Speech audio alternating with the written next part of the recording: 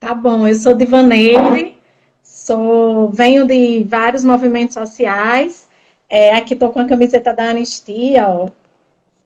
Essa Arrasou. é uma das minhas identidades também, desde o primeiro momento, a primeira discussão que ocorreu, né, da Anistia Internacional em Natal, eu estive presente. Quero, inclusive, mandar um abraço para o professor Paulo, da UFRN, que organizou esse debate, que proporcionou, e, na sequência, né, as pessoas, os ativistas, as ativistas, como você, que é assim tão forte, tão empenhado, tem se mantido aí na luta. E parabéns primeiro à Anistia por estar realizando esse espaço. E atualmente estou vereadora em Natal, justamente carregando essas bandeiras, essas pautas, a pauta de direitos humanos. Estou presidente da Comissão de Direitos Humanos, Mulheres, Idosos, Trabalho e Minorias da Câmara Municipal de Natal. Também à frente aí da Frente Parlamentar em Defesa dos Servidores e do Serviço Público, e aprovamos a Frente da Soberania Alimentar. Então, todos esses temas aí nos trazem a esse lugar de nossa origem, retornando aí através de políticas para a nossa origem. Sou educadora popular e socióloga de formação. Sim. E fez história em 2019, se tornando a primeira mulher negra vereadora do Natal, né? Isso. Acho que essa é uma Pronto. coisa que a gente reafirma, porque é importante trazer nossa identidade para um espaço de representação. A gente não se orgulha de ser a primeira ou de ser a primeira que se afirma como mulher negra. A gente até lamenta isso, porque o ideal era que, com tanto tempo de parlamento, já tivéssemos mais gente, né, ocupando esse espaço, afirmando essa identidade, mas significa dizer que ainda somos subrepresentadas. Mas temos que garantir que essa identidade ajude uma mulher negra a puxar outra e mais outra, e assim a gente ocupar todos esses espaços. É verdade. Então, para informar o pessoal que está acompanhando a gente, a Anistia está fazendo esses espaços de divulgação para a gente tratar esse problema do Covid-19, né, dessa pandemia. E o tema de hoje são os aspectos do Covid-19 nos bairros periféricos. Dentro disso, eu pesquisei algumas perguntas para lhe fazer, para a gente conversar sobre o tema. Beleza, Dil? Tranquilo? Travou um pouco agora. Nesse momento, eu vou começar com aquele primeiro momento da gente começar com as perguntas. Eu pesquisei algumas perguntas para lhe fazer a respeito do tema. E aí, no momentozinho final da nossa live, a gente vai abrindo para responder as perguntas do pessoal que está colocando aqui embaixo. O pessoal tá... Show? Vamos lá. A primeira pergunta, Liva, é como a desigualdade social no Brasil se expressa nessa pandemia? Acho que você traz o primeiro tema, que é o mais elucidador de tudo, como o tema da desigualdade se expressa nessa pandemia. É justamente a hora em que todas as invisibilidades são visibilizadas. As pessoas estão sendo obrigadas a olhar para filas quilométricas na frente da Caixa Econômica. As pessoas estão sendo obrigadas a lidar com a situação de entender que essa miséria já estava aí, que esse formato de Estado tem proporcionado uma desigualdade extrema, que um Estado frágil, que não tem políticas efetivas, que precisou de uma grande mobilização para garantir que esse auxílio emergencial fosse aprovado, e ele ainda não foi liberado de forma integral. Há muita gente que realmente não recebeu, e a gente sabe todas essas dificuldades. Então, esse é um desenho que se apresenta, é uma raiz de todos os problemas que você tocou na principal questão social. A questão mais importante que nós temos que enfrentar é a desigualdade social. O Covid, claro que é um vírus que nos assusta, é claro que nós estamos vivendo um momento de desagregador, de incertezas, de dúvidas, mas se nós tivéssemos um Estado minimamente preparado, se nós tivéssemos políticas públicas nacionais. Ao contrário disso, nós temos a retirada de direitos, nós temos a retirada de investimento em áreas estratégicas, e isso não foi agora, mas agora explode, porque agora nós estamos vivendo um momento de pandemia, e ao invés dos estados estarem fortes e preparados, estão sem recursos, estão à mercê de uma ausência de comando nacional, estão à mercê, né, da solidariedade, e a solidariedade, ela é importante, mas ela não vai resolver.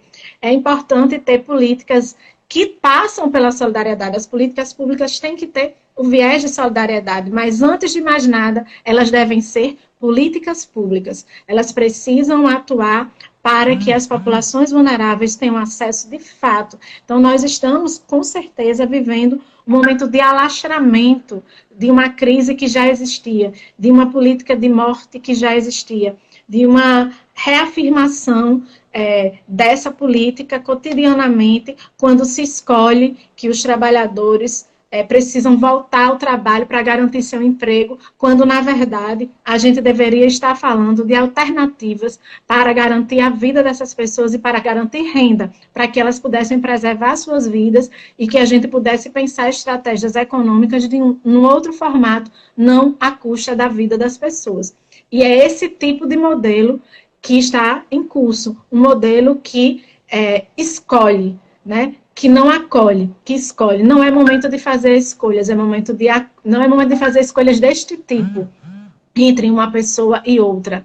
É momento de acolher as dores, as invisibilidades, e não dar apenas visibilidade às nossas dores, mas dar visibilidade às nossas vidas. É o direito de existir que está em jogo nessa pandemia. Sim. E pensar também como essas comunidades estão isoladas de alguns meios, né? A diferenciação de espaço que a gente tem na nossa cidade, como o acesso à saúde mesmo, né? Como o posto comunitário de saúde, é diferenciado nos nossos espaços periféricos, né? Como cidade, como é tratado nos bairros mais politizados também da nossa cidade, que fica bastante nesse momento. Exatamente. Continuando, com as questões de moradia precarizada, como elas interferem no combate à doença, deixando a população mais pobre ainda mais vulnerável? Esse é um fator de aumento do risco, né? A gente está falando que a gente, e todos os dias, são campanhas educativas, somos nós, ativistas, nós militantes, nós parlamentares, nós, sociedade civil organizada, dizendo para as pessoas que elas precisam se isolar, e eu acho que a gente tem que continuar dizendo isso, só que a gente tem uma situação, um agravante, que é como é que se isola num grande aglomerado, dentro de uma casa que mal cabe 5 pessoas, que mal cabe 9 pessoas, porque são apenas 2 cômodos, em que as pessoas estão em condições insalubres, em que falta alimentação, em que muitas vezes a rua ou estar no espaço da sua calçada era a solução para respirar, né, para não sofrer mais ainda com as moradias precárias. Essa pergunta tem total relação com a questão anterior, com a desigualdade. E a moradia, ela é um desenho dessa desigualdade. Quem mora nas periferias são as pessoas pobres e, em sua maioria, as pessoas negras. Nós estamos falando de um recorte de gênero, muitas vezes, porque muitas mães solo estão nessas comunidades dando conta de sua vida, mas nós estamos falando de um recorte racial também, mas sobretudo de uma conjunção desse recorte racial com um recorte de classe. Nós estamos falando de pessoas que não têm nem o que comer e que não sabem o que vai ser nas suas próximas horas, então é impossível o isolamento dentro de suas próprias casas, porque essas pessoas já estão isoladas do mundo real, da vida real, da sociabilidade, da alimentação, do direito à cultura. Então, é importante a gente entender o quanto que essas moradias, elas são importantes, e esse debate da moradia, ele é importante para a vida das pessoas. Acho que a gente está num momento em que a gente não pode deixar passar.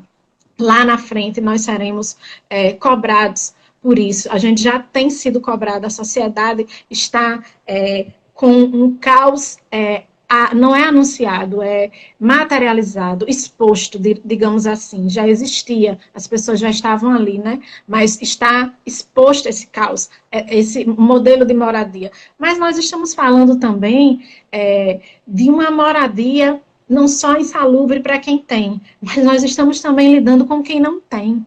Nesse momento, também tem aparecido aí as questões centrais, questões chaves, como a população em situação de rua, que é uma população que tem, né, sofrido um grande impacto desse processo de exclusão.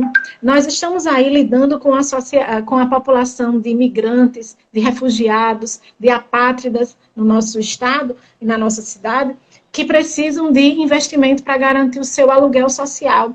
Então, nós precisamos pensar que há uma série de populações vulneráveis que se relacionam com o debate da moradia. O movimento de luta pela moradia, por toda a sua trajetória, sempre defendeu moradias populares, sempre defendeu o direito à casa, e o direito à casa é também o direito à vida, é o direito de ter um lugar, de saber para onde voltar e de ter essa casa em condições dignas. Com isso, se abre um debate grande.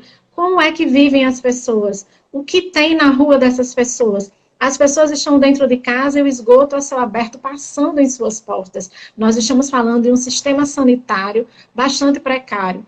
Nós, no ano passado, estávamos, e há até pouco tempo, iniciou-se um debate de revisão do plano diretor. E a cidade começou a debater e a encontrar, na verdade, defensores de uma suposta modernização da cidade, de uma valorização desse elemento vender a cidade. E eu fiquei sempre, junto com o Fórum de Direito à Cidade, com outros movimentos e com outros parlamentares, questionando o que é modernizar. Modernizar é uma cidade que garante moradia digna para as pessoas, ponto. Uma cidade que garante bem-estar para as pessoas, ponto. Isso é modernizar uma cidade. E agora, nessa pandemia, ficou mais evidente que não é construindo prédios de luxo, né, aumentando verticalização, que nós vamos dar conta de resolver a moradia. E não é possível fazer essa escolha em detrimento da falta de estrutura nessas comunidades, do modelo de transporte que nós temos nessa comunidade, porque quem mora isolado, moradia insalubre está associada também a um transporte insalubre. Aquela rua que não é pavimentada, que tem esgoto, que é distante, que não é iluminada, é também a rua que não passa o ônibus. É também a essas pessoas que sobra a luta por andar e se expor até uma parada de ônibus mais próxima, que é longe. E são essas pessoas que, para ir buscar o seu benefício, têm que andar, se expor já na sua própria rua, se expor andando bastante para encontrar uma parada de ônibus, se expor ao esperar aquele transporte que vai passar em condições desafiadoras.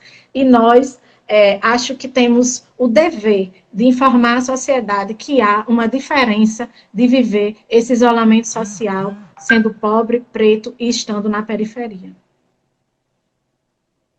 É verdade. Falou tudo.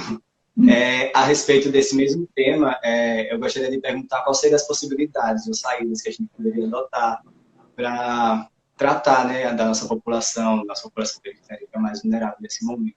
Quais as saídas que nós, como comunidade, como ativistas, como militantes, podemos tomar? Nesses últimos tempos, eu tenho participado de alguns debates, algumas lives, algumas reuniões virtuais, e eu acho que isso também tem mostrado que tem uma parcela da população que também não consegue ter acesso a essa informação virtual, não está aqui na internet. E como a gente chega até essa população? Como a gente ajuda a fortalecer as redes de vizinhança, a rede comunitária, né? Ontem, numa live com a doutora Érica, falando de violência doméstica e violência contra as mulheres nessa pandemia, e aí um elemento para a gente também pensar nessas periferias, nessas comunidades, esse também é um elemento que aumenta o risco das mulheres sofrerem essas violências, né? Estamos falando de como vai aumentando esse risco, como vai sendo difícil para poder segurar as pessoas garantir a vida digna nesse processo de pandemia. Então, as redes de solidariedade, as redes de vizinhança, elas são fundamentais, as redes comunitárias. Acho que esse momento tem se criado realmente muitas alternativas solidárias, de campanhas para contribuir com pessoas que estão em situações mais delicadas do que outras. Existem aí várias iniciativas de costureiras já fazendo máscaras e doando essas máscaras. Você veja a atitude de pessoas, e ontem eu recebi até uma informação de uma companheira aqui do Nova Natal, que é uma companheira nossa, que de repente sozinha lá na casa dela resolveu, né, produzir as máscaras para doar. E aí você vai vendo como a nossa sociedade tem forte esse instrumento de cuidado mútuo com os seus. Mas nós precisamos voltar naquele primeiro ponto. Essa é uma saída. As redes de solidariedade, elas proporcionam um caminho de fortalecimento de vínculos, de laços, de fazer com que a outra pessoa saiba que ela não está só, que nós vamos passar por isso juntos. Tudo isso é muito importante. Fazer uma ligação para os nossos amigos, fazer uma ligação para as pessoas para saber se ela está bem, se ela recebeu o benefício, se ela ainda não recebeu, quais os entraves, né? Por que o CPF dela deu errado? Às vezes as pessoas precisam dessa orientação mínima, mas isso também não dá conta. Esse é um gesto que a gente precisa fazer, individual, de uma sociedade que possa reforçar as maneiras de civilidade, mas nós temos que cobrar efetivação nas políticas públicas, por exemplo, o auxílio emergencial, que nós já falamos anteriormente, e projetos de lei que garantam, que incentivem e que apostem nas populações. Eu vou citar um exemplo. Nosso mandato apresentou um projeto de lei para que todos os estabelecimentos, isso foi logo antes mesmo desse isolamento estar tão forte, mas só conseguimos aprovar já no período de isolamento, que é que os órgãos garantam álcool gel para todas as pessoas que puderem circular naquele ambiente, para as pessoas que vão a esses lugares receber ou um benefício, ou que vão fazer uma compra num supermercado, que o supermercado disponibilize essa ferramenta, que tenha lavatório com água e sabão disponível, se não tem um equipamento de álcool gel, que tenha. Essa medida não é uma medida qualquer, é uma medida que nós vamos precisar dela para agora e para depois, porque a pessoa muitas vezes saiu de sua casa, já andou tudo isso que a gente falou, entrou no transporte público e quando ela saiu, ela não tinha o álcool gel na sua bolsa, porque o acesso ao álcool gel está caríssimo, porque esse também é um momento de denunciar abusos econômicos, né? E ao chegar naquele estabelecimento, se aquele estabelecimento precisa funcionar, ele precisa também oferecer condições para as pessoas que vão até ele serem bem acolhidas e bem atendidas. Nós apresentamos também um outro projeto que estamos na torcida e na luta para que ele venha para a ordem do dia, que é o Fundo de Emergência, para garantir uma segurança para situações como essa que a gente está vivendo, situações em que a população passa a não ter a segurança de sua alimentação e ela vai poder receber um benefício eventual como a cesta básica, ela vai receber o auxílio moradia, o aluguel social. Então, com o fundo, nós vamos ter recursos dirigidos para isso, mais que isso, nós vamos ter um conselho para debater questões de risco na nossa cidade. Quero aproveitar e dizer que amanhã, às 10 horas da manhã, nós vamos fazer no âmbito da Comissão de Direitos Humanos um debate com o grupo Georrisco da UFRN, que vai apresentar esses dados efetivos sobre os riscos que a nossa população passa, e esse grupo nos ajudou a produzir esse projeto. Então, são projetos como esse que precisam ser implementados para que, em situações como essa, a gente tenha respostas verdadeiras para a sociedade.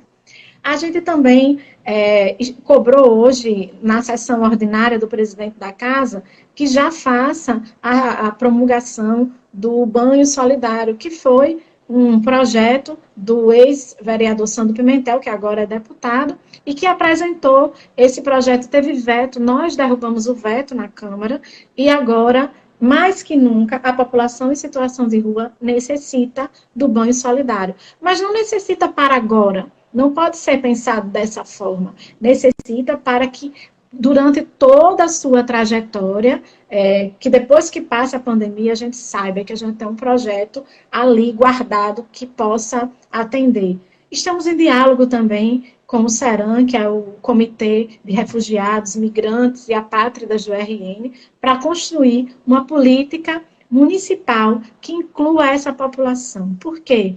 Porque essa população hoje está vivendo numa residência, mas ela precisa de cofinanciamento público para garantir aquele aluguel social, porque senão ela vai somar ser um migrante, ser um refugiado, com ser uma população em situação de rua, passando todas as vulnerabilidades. Nós temos que pensar que todas essas populações, povos de terreiro, que estão sofrendo muito, né, porque são essas pessoas também que, em sua maioria, estão nas comunidades periféricas, nós precisamos pensar nos artistas que estão, e nos artistas populares. Não, tem os que têm a lona de circo e os que não têm, né, e os artistas que estão por trás dos palcos para montar o som, que estão sem trabalho. Nós precisamos pensar que rede é essa efetiva de atendimento e de políticas públicas que dará lugar e voz e vez a todos esses sujeitos. Acho que só as políticas públicas, esses projetos de lei, precisam estar na ordem do dia. Eu quero dizer para você também que a gente está compondo uma comissão de fiscalização dos recursos do Covid, porque é muito importante a gente saber se esse recurso está sendo destinado da forma adequada e se ele vai beneficiar realmente todas as populações vulneráveis. A gente tem que ser vigilante. Então, a gente precisa propor ações, a gente precisa acompanhar as que já existem e a gente precisa fiscalizar os recursos. Porque, por exemplo, o governo do Estado passou recursos na ação emergencial para a Centas, para a Secretaria Municipal do Trabalho e Assistência Social, o que é muito bom saber que, né, os entes estão dialogando, e a gente precisa que, para além desse diálogo entre os entes, a efetividade aconteça e os benefícios cheguem, de fato, na mesa das pessoas, e essa tem sido nossa atuação, fazer esse diálogo, essa intervenção, conversar com os gestores, acho que também tem sido um pouco nosso papel. Sim. Garantir mesmo esse nosso direito, né, de mobilidade, de moradia digna, né. Só para falar, pessoal, que está entrando agora, a gente está aqui no papo sobre os impactos do Covid-19 nos bairros periféricos. Estamos com a nossa vereadora linda, Divaneide, ativista da anistia. E aqui a gente está, nesse primeiro momento, debatendo algumas perguntas que eu pesquisei para fazer com ela nesse primeiro momento. E aí, os questionamentos que estão sendo colocados aqui na live, a gente vai debatendo no finalzinho, né? A gente vai colocando o posicionamento dela para vocês. Ok? Tá bom.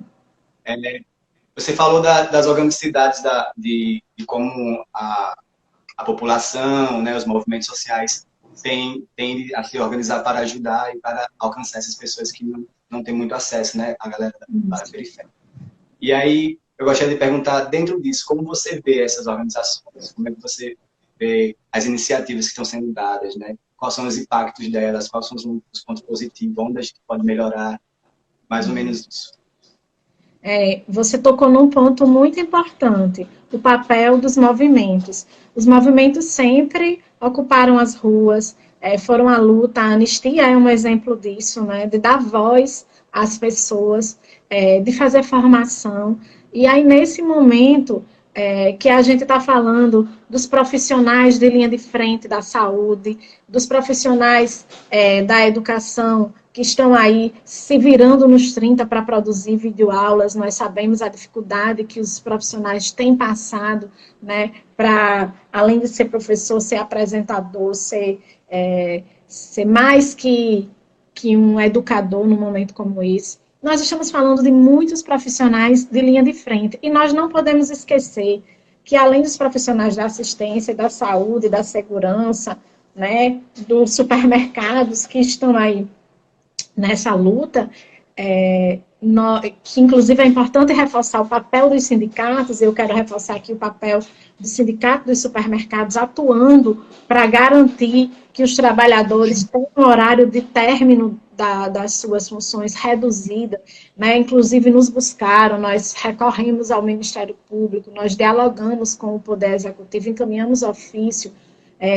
mas que bom que teve o decreto estadual falando dessa redução de horário, porque são essas pessoas que vão pegar esse ônibus e vão chegar tarde em casa, e em sua maioria são trabalhadores pobres das comunidades. Então, é também pensar a ligação dessa temática, né? Amanhã é o dia do trabalhador, amanhã é o dia dos direitos do trabalhador, então não podemos abrir mão da luta social. A luta social, ela ganha um outro lugar, mas ela é fundamental. E tem os ativistas que estão na linha de frente, se expondo igual ao médico, indo nas casas das pessoas, porque fez um mutirão para recolher alimentos, para entregar alimentos, se expondo, às vezes, porque precisa juntar 4, 5 pessoas para produzir um banheiro solidário, para produzir uma pia solidária, para entregar uma comida na rua, para entregar máscaras que foram produzidas em mutirão. Então, o sistema de mutirão, ele tem sido muito presente, muito forte, e essas pessoas estão na linha de frente. Acho que a gente precisa também informar a sociedade que há muitas pessoas na linha de frente que não são só os profissionais de saúde, e a gente aplaude. Vamos fazer aí também um aplauso para os militantes dos movimentos sociais que estão lutando pelo direito das pessoas terem alimentação, moradia, que estão brigando, os sindicatos que estão aí na linha de frente para que os trabalhadores não sejam constrangidos a fazerem atos públicos para voltar a trabalhar, se expondo, se humilhando, quando, na verdade, o trabalhador está sendo obrigado a fazer aquilo. E os sindicatos estão aí nessa batalha, nessa luta, na defesa dos salários dignos, na defesa... Então, tem uma série de movimentos que não parou. Aliás, está mais ativo do que nunca. Não estamos podendo fazer as mobilizações de rua, como a gente fazia antigamente, mas estamos fazendo a mobilização de rede, e essa rede não é só virtual, também é uma rede presencial. As pessoas estão indo no portão das casas das outras, dizer, olha, eu trouxe essa encomenda para você, eu vim aqui deixar aqui um mimo para você, um cuidado para você.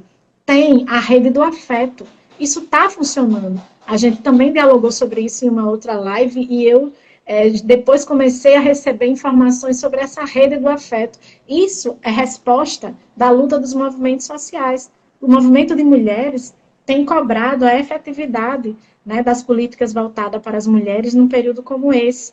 E isso tem surtido muito efeito. E a gente pode ir além. A gente ainda pode, como você colocou aí, isso tem surtido efeito? Isso, qual o impacto disso? Tem surtido efeito. Imagina que você está só na sua casa, sem saber como vai ser a alimentação, e de repente aquilo chega alguém que diz, olha, eu trouxe aqui, o movimento se organizou e a gente arrecadou e trouxe aqui. Ou a gente veio informar que você tem direito ao benefício eventual, você pode procurar o CRAS, e se o CRAS não atender, os movimentos vão lhe acompanhar, vão lutar junto. Então, tem esse sentimento de lutar junto também, tem acontecido, tem trazido para as pessoas um sentimento de empatia muito grande. É difícil ainda lidar com uma política de comunicação baseada em fake news, baseada em humilhação das pessoas, em dizer que, bom, é isso, se vocês não quiserem, vocês vão perder seus empregos, se vocês... Quando, de outro lado, tem alguém dizendo, não, calma aí, você não precisa se expor, nós vamos lutar junto. Claro que não está fácil, que não é fácil e que não será fácil, mas os movimentos sociais já resistiram à ditadura, já resistiram a tantas guerras. A Anistia Internacional faz essa luta, para que a verdade venha à tona, para que quem cometeu atrocidades contra a vida de pessoas, para que a gente possa garantir o mínimo, o básico, o direito humano de existir. né? E a gente sabe o papel que existe em uma atividade como essa que a Anistia está promovendo, que faz a gente pensar, né? Quando você falou comigo mais cedo, eu fiquei pensando, olha que coisa bacana, a Anistia, mais uma vez, mostrando a sua identidade, o seu papel.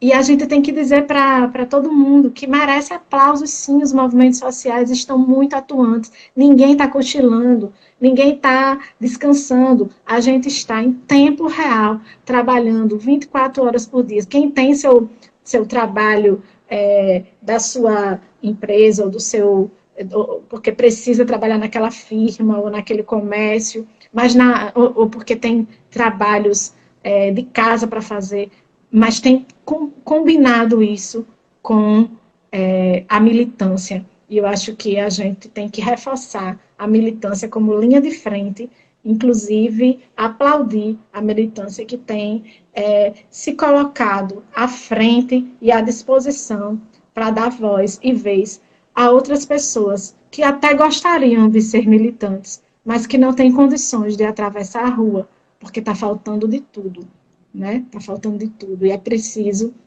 que a gente reconheça quem são esses sujeitos que estão precisando receber nesse momento e quem são esses sujeitos que podem ajudar na mediação, na briga, na luta, né, junto ao executivo, legislativo, judiciário. E vamos, que a gente tem muita luta para fazer, virtual e presencial.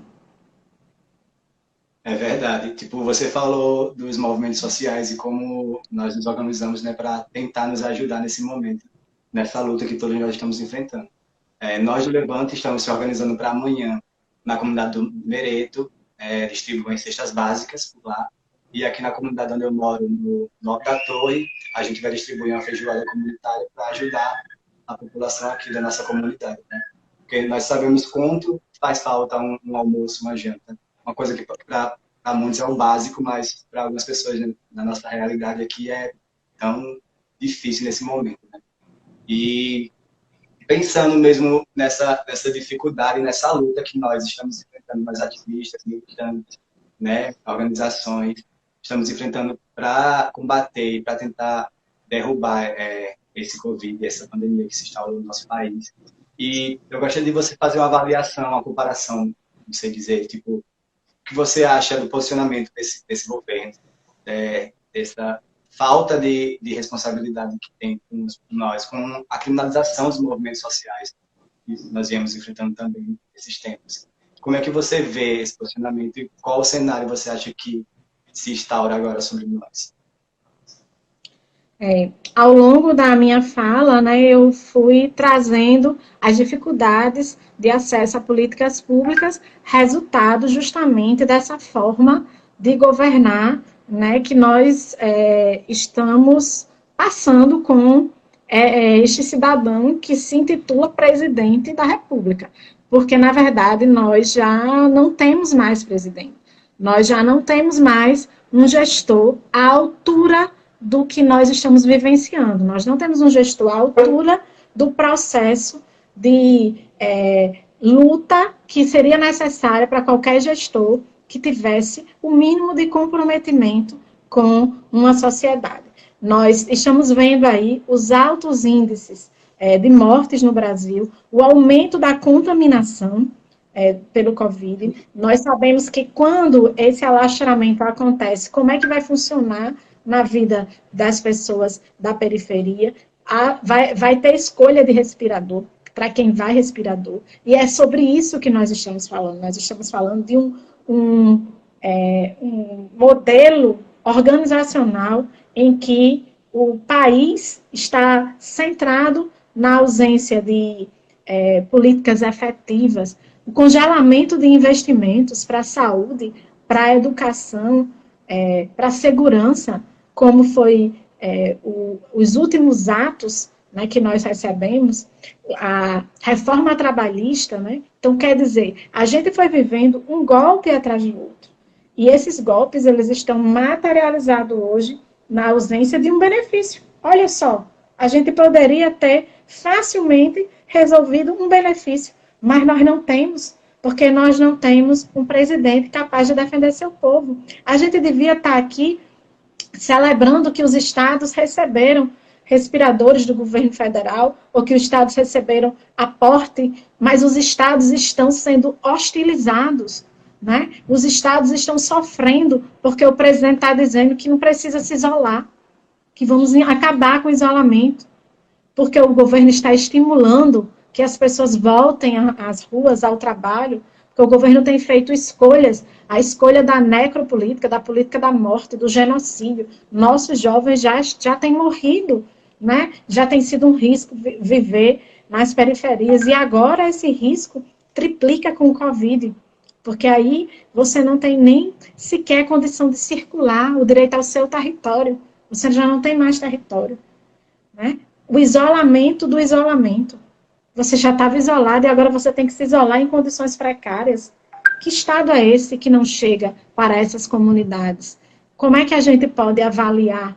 Não cabe nem análise sobre as ações feitas, porque não há ações, não há, há uma disputa, uma queda de braço, o Congresso, o Parlamento correndo atrás, brigando para garantir um benefício, o presidente, não, acho que esse valor aí não era por aí não, né? Brigando ao contrário, quando ele deveria estar sendo o defensor da vida das pessoas, né? Então, a gente realmente estamos vivendo, nós temos o pior presidente para um momento tão grave como esse. Nós não poderíamos ter representação pior.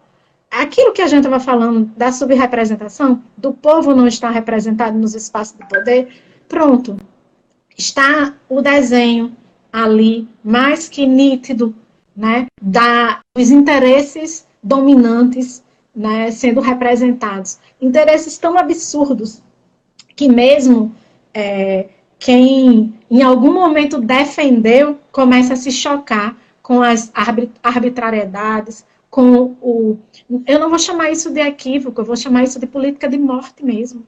Como é que a gente, em tempos de Covid, não tem ações efetivas, emergenciais, rápidas, que garantam a vida do povo? Como? Não se explica, não se justifica.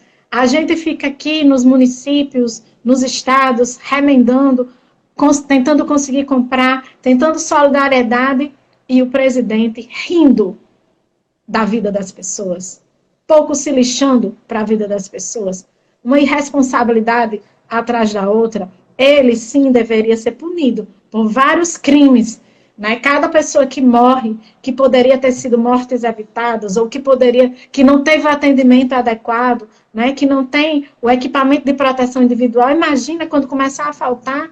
Já está um colapso em Manaus, a gente não quer que o nosso estado, quando a gente diz assim, mas não morreu tanta gente assim em Natal, no Rio Grande do Norte, gente, essas mortes já sinalizam para que daqui a pouco essa curva comece a aumentar ainda mais, se a gente achar que é hora de flexibilizar o isolamento social.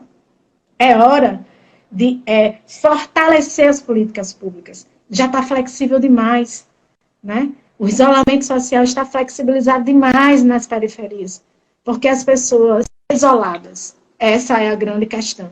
E a gente precisa entender que o ser humano precisa sonhar, precisa almoçar, precisa ter condições até para dormir, né? Saber que no outro dia ele vai ter acesso a algum benefício para ele poder continuar vivendo. E acho que nós queremos passar por tudo isso para lá na frente a gente ter uma sociedade saudável, feliz, né? Com novos hábitos. E esses hábitos de solidariedade não podem ser só propostos por nós, cidadãos, legisladores, tem que ser também por quem dirige o país. Portanto, já chega de responsabilidade de política de morte. E é isso, né? A nossa luta é luta por direitos básicos mesmo, né? O direito à vida. Que para alguns a estatística de morte, e é tão triste para uma família ter um ente perdido e tipo entrar para uma estatística de morte. A morte está se tornando uma coisa banal, né? O nosso governo federal está tratando a morte como se fosse um número a mais que vai interromper ou que vai afetar na nossa economia, né? E a nossa luta mesmo é essa, garantir o direito à moradia, o direito à vida, né? O direito à igualdade, o direito a ter alimentação, o direito de ter remédio, de ter acesso também sem negligenciar as outras doenças que não pararam. Existem outras doenças na nossa comunidade, existem pessoas com outras enfermidades na nossa comunidade. E como não barrar esses acessos? Como manter um sistema de saúde que dê assistência a essas pessoas, né? Garantindo o básico de direito que são dessas pessoas, que é o direito à saúde. Né? É uma pauta bem complicada e que nos deixa assim bem, como eu posso falar, abismado com o posicionamento do governo e também com a precariedade que já vinha existindo no nosso sistema de saúde. Né? Como você comentou, não é de hoje, não é agora. A pandemia só colocou uma lupa para uma situação que já existe há muito tempo no nosso país, no nosso estado. Né?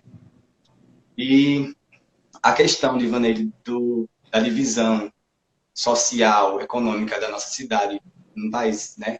Bairros elitizados e bairros periféricos é bem nítida e já é um debate que já vem sendo construído no meio popular há muito tempo, né? Não é de hoje. Mas eu gostaria de perguntar a você o que você acha em que nós podemos ter avaliado como crescimento, a gente conseguiu vencer essas barreiras, né? Você já colocou algumas lá atrás, e daqui para frente, quais as melhorias que você acha que tendem a acontecer? Qual é o ensinamento que a gente pode tirar desse momento de pandemia? Eu acho que as pessoas, de modo geral, como você falou, uma divisão social muito grande. E as pessoas de classe média e ricas estão sabendo o que passa hoje toda a população. Acho que esse é o primeiro grande ensinamento. As pessoas estão sendo obrigadas a olhar para dentro delas mesmas e perceber que o seu direito não pode ser só seu, né? O direito àquela casa, o direito à refeição, o direito de ir e vir, porque as pessoas, em sua maioria, que estão nessa situação de extrema vulnerabilidade, não têm o direito de ir e vir. Quando nós discutimos há muito tempo atrás que o país precisava ser um país inclusivo, que a gente tinha que sair da linha de extrema pobreza, era isso que a gente estava falando. Né? E rapidamente o país já volta para a linha de extrema pobreza, né? Pela ausência de incentivo de políticas sociais sérias, muita gente criticando e criticou, né, programas sociais como Bolsa Família, muita gente achando que pobre não tem direito à bolsa. O pensamento elitizado, eu me lembro de um debate que eu participei e que um professor falou assim: mas eu disse, professor, eu tenho bolsa, será que eu posso ter bolsa aqui na UFRN? E assim, com muita luta, né, para conseguir, porque não é fácil para a gente ocupar esses espaços. Mas é diferente, porque você está produzindo. Ora, é diferente porque eu estou produzindo. E alguém que não tem condição de produzir, porque não tem espaço de trabalho, também não tem opção de viver? É assim que a gente acha que está tratando inclusão? É garantindo, né, a produtividade de quem pode, de quem tem acesso a ela, e quem não pode, quem não tem. A gente vira o rosto e acabou, tchau, né, beijinho no ombro. Não pode ser assim. A gente tem que entender o que significa, de fato, falar em comida na mesa. Porque é muito fácil eu ter meu salário todo mês e nem lembrar que o outro, agora está tendo uma campanha de solidariedade, as pessoas estão morrendo de fome. Pois é, mas você parou para pensar que há alguns meses tem sido anunciado que o aumento da miséria no nosso país está crescente? Porque você não parou para pensar antes, teve que vir um Covid para exacerbar tudo isso? Mas eu espero, sinceramente, que as pessoas, né, de classe média, eu não digo todas as pessoas, obviamente, mas eu quero que a gente entenda que há muitas pessoas com esses valores individualistas, né, e que é um momento de disputar esses valores, de falar que a gente precisa respeitar o outro, mas é respeitar o outro ficando feliz que o outro vai ter direito, não chamando o outro de vagabundo, porque se ele não tem um emprego, ele não pode ter um benefício, ele já virou um vagabundo. Isso é inadmissível. Isso não é uma sociedade. Não podemos chamar isso de civilização. Isso seria um absurdo completo, chamar uma sociedade que trata, né, que disputa gente com gente. Eu tenho o direito de viver, você não. Né? Que acha que o racismo é uma coisa comum, E o Covid acentua as práticas de racismo, obviamente. Se a gente está falando de uma população que fica sendo cada vez mais excluída, então é dessa população que nós estamos falando. Então, mexe muito com a gente, é algo que nos dá, né, dá força também para lutar, para dizer, olha, preste atenção, quando tudo isso passar, a gente tem que ser melhor de verdade. A gente tem que entender que a dor do outro também é minha dor, e essa dor do outro tem que virar a luta política de uma sociedade inteira.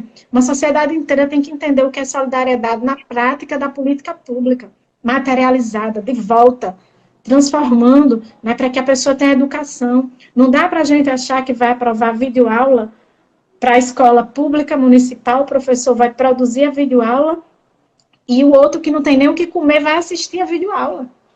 Não dá. A gente precisa criar mecanismos de perceber que as diferenças precisam ser consideradas, que a gente precisa garantir possibilidades, de fato, das pessoas serem respeitadas em sua essência. Eu vejo que foi muito nítido aquele primeiro caso, né, de uma senhora empregada doméstica, que a patroa pegou o Covid e que ela morreu porque ela não foi dispensada do ambiente de trabalho. Isso daí já fala por si só. E as pessoas estão tendo que reaprender a organizar suas próprias casas, porque nesse momento não dá para contar, né, com as diaristas, com as empregadas, não dá para reproduzir, em muitos casos, as senzalas modernas que se reproduziam, né, nos últimos tempos. É importante, inclusive, para valorizar cada louça lavada pelas empregadas domésticas, cada casa varrida, cada roupa passada, o valor que essas mulheres têm ao estarem nas casas de outras pessoas, de outras famílias, limpando, trabalhando arduamente, depois de uma jornada pesada, porque o trabalho doméstico é um trabalho pesado, voltando para suas casas em condições inadequadas para fazer o mesmo em suas casas. Com jornada tripla, quádrupla, essas mulheres já passavam. Agora, muitas mulheres que também já acumulam muitas funções, mas é diferente ser de classe média, claro que é, né? Porque ela de alguma forma tinha o suporte. Essa mulher da periferia não. Ela vinha para trabalhar na casa de outra pessoa, ou ela estava trabalhando fora de casa, e quando chegava era ela mesma que já tinha que dar conta disso. E agora, nós temos que perceber como se pratica sororidade de verdade, empatia de verdade. Olha aí, a tua luta hoje, tão cansada, né? Todos estão cansados, né, da sobrecarga, e ela é verdadeira. Nós estamos numa sobrecarga verdadeira, mas a maioria da população vulnerável já vive sobrecarregada. E eu acho que esse é um grande ensinamento para toda a sociedade. Olha essa dor que você está passando agora, essa feridinha que abriu e que dá dando angústia, né? Pois é, ela é uma angústia que já vem sendo vivida por muita gente. Sabe, quando tudo isso passar, você está pensando para onde vai viajar, para onde vai... E tem gente preocupada se vai ter o que comer quando tudo isso passar. Se vai ter onde trabalhar quando tudo isso passar. Então, não dá para você fazer planos de viagem se nessa viagem não couber planejar a viagem das outras pessoas, para onde elas vão poder ir, se elas vão poder voltar a frequentar a praia, se elas vão ter direito a sonhar, se as crianças vão ter direito à escola, se aquela casa vai deixar de ser tão insalubre, se a gente vai conseguir saneamento para todo mundo. Eu acho que é esse mundo aí que a gente tem que desenhar quando tudo isso passar. Um mundo bem melhor, bem mais acolhedor, bem mais quentinho, para a gente ter afeto de verdade pelas pessoas, sabe? É verdade, contempladíssimo. Companheiro, a gente está quase chegando no finalzinho da nossa live, né? Foi rapidão. Boa. Aí agora eu ia pedir para você dar uma catadazinha em alguns comentários que fizeram aqui, que você fica mais confortável para responder ao questionamento, só para a gente terminar esse finalzinho, né? E aí, se eu precisar, me coloque e a gente finaliza. Certo? Para eu ir olhando? Você vê, porque tem muitos, né? Eu estou vendo aqui tem a galera bastante coisa. Leusa está falando que a desigualdade evidencia quem mais morre, quem mais precisa sair de casa, na condição de mobilidade, É isso, é a necropolítica presente, eu concordo totalmente. Tem muita gente interagindo aqui, dando. Aninha Pinheiro também está falando, está dizendo que está sofrendo a população mais pobre. Opa, eu acho que. Cadê os comentários? Acho que eu apertei em algum lugar errado. Sobre a Maria, acho que eu vou precisar de ajuda. Estou apertando. Ah, pronto. Caroline falou, né? Você vai ver algum aí? Achou um?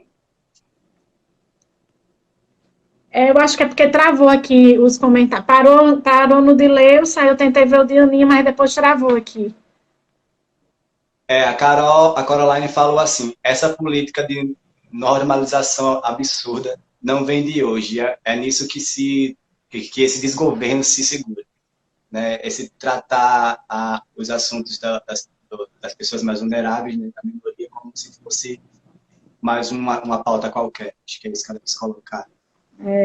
Ô, Carolina tá dizendo que pena que tá chegando no final, é verdade. São comentários dessas militantes, desses militantes bem aguerridos que, né, eu tenho total concordância, é isso mesmo. Os governos estão passando por isso. Esse isolamento social é isso, né, que vem tirando a parte humana das pessoas, né? Como disse Carol. Luana, quem sempre criticou o Bolsa Família, hoje finge que está preocupado com a fome do povo e diz que a economia não pode parar. Essa questão de Luana é bem importante, porque é verdade isso, né? Tem gente fingindo que está preocupado com... E a gente precisa diferenciar o que é de fato estar preocupado e dizer que a economia não pode parar, quando, na verdade, o Estado precisa ser forte para as pessoas continuarem sobrevivendo e a gente recuperar a economia em no tempo certo, não à custa da vida das pessoas. Então, a gente precisa saber ler quem é que, de fato, está preocupado com a vida das pessoas. O que é solidariedade real, materializada, né? Aquilo que eu já falei de política pública. Eu acho que a gente precisa estar bem atento para isso. Bruno Vital está dizendo que o que está sendo pensado para desaglomerar o povo na porta das caixas. O que está sendo pensado é uma pergunta, né? Eu acho que essa é uma pergunta que a gente tem que remeter e que tem que cobrar dos poderes públicos, inclusive sugerir, né? Porque sugerindo e fiscalizar, né? Acho que os parlamentos precisam fiscalizar.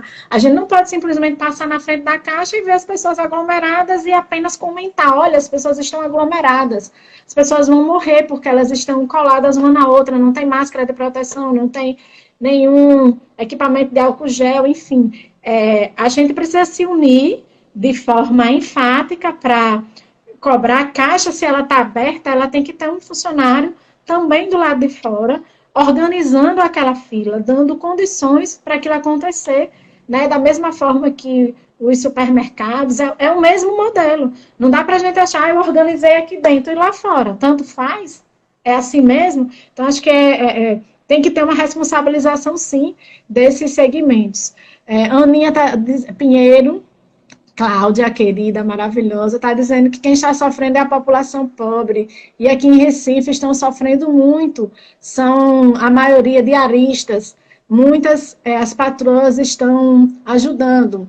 Na verdade, a grande preocupação é a fome. Um abraço para todo mundo de Recife. Olha aí, Recife acompanhando a gente, que coisa boa. Está acompanhando também Tereza Freire, uma grande companheira militante do movimento de mulheres. Né? Luana falando se vai sobreviver realmente, porque a gente está vivendo um momento bem difícil. Eita, falo muito, né? Agora a gente pode entrar. Mas é isso mesmo. Agora a gente está nos nossos últimos 4 minutos para acabar, né? Eu gostaria que você desse um pensamento final, uma palavra de amor para esse público que está nos acompanhando. Eu vou logo me colocar aqui, que aí você encerra, beleza? Tá bom. Quero dizer para vocês que estão nos acompanhando, gente, que vocês se cuidem, que olhem pelo próximo, que zelem pelos seus direitos, pelo direito do próximo, né? Vamos se manter juntos, vamos fazer correntes como essa que a Anitta está proporcionando hoje, e diversas como o Levante também tem proporcionado. Nossos movimentos têm se organizado para se manter junto. Então, que vocês parem, pensem o que vocês podem fazer, né? de alguma forma, nem que seja no texto, mandando pelo WhatsApp, pelo Instagram, ou se você tem uma condição melhor, preparar uma cesta básica para aquele seu vizinho que está precisando de alimentação. Essas são pequenas atitudes que fazem uma grande diferença nesse momento. Quero agradecer a todas e a todos que participaram e você, Divanei. Oh, meu lindo, acho que suas palavras realmente eu quero assinar embaixo, né? Marcelange comentou aqui, como diz o professor Siddhartha, é preciso ter mais amor para ter um mundo melhor. Eu acho que é isso mesmo, a gente precisa ter mais amor para ter um mundo melhor. Luana está dizendo que o tema rende, então que a gente consiga fazer ele render, né, reverberar nas comunidades, chegar em todos os lugares, que a gente consiga dar voz realmente a todas essas populações, né? Eu estou vendo aí o comentário de Carla Heloísa dizendo lindo, você, né, maravilhosa, obrigada por estar acompanhando, agradecer a todo mundo que acompanhou, que colocou os comentários, eu não consegui ver nem mencionar todos, mas quero dizer que para mim é uma grande honra estar aqui, porque eu sou parte da Anistia, né? Eu me sinto parte desse processo formativo que a Anistia também proporcionou. Então, ser, né, da Anistia, lutar pela vida de tantas Marielles que vivem dentro de nós, né? Que essas atrocidades todas sejam investigadas para que a gente possa garantir vida, de fato, às populações. Então, é de fato um tema que nos emociona muito, muito, muito mesmo, né? Porque é um tema que traz para o centro do debate a vida da população.